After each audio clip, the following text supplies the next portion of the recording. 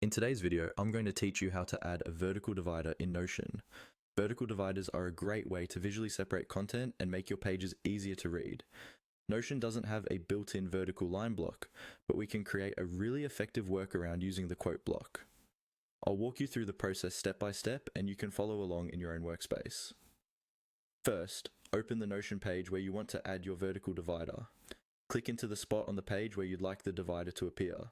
This can be between two columns, beside a heading, or anywhere you want a clear separation between sections.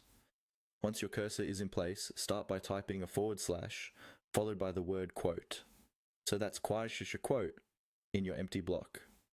Notion will show you a list of options as you type, and quote should appear in that list. Next, click on quote from the menu that pops up, or press enter if it's already highlighted. This will turn that block into a quote block.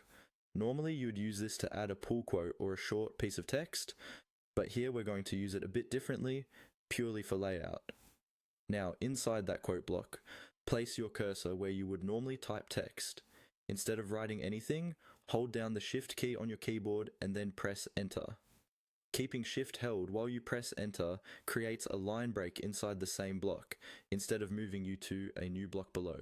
You can repeat this several times to extend the visual height of the quote block. As you add these line breaks, you'll notice the quote block's vertical bar getting taller. This bar is what effectively becomes your vertical divider. You don't need to type any text inside.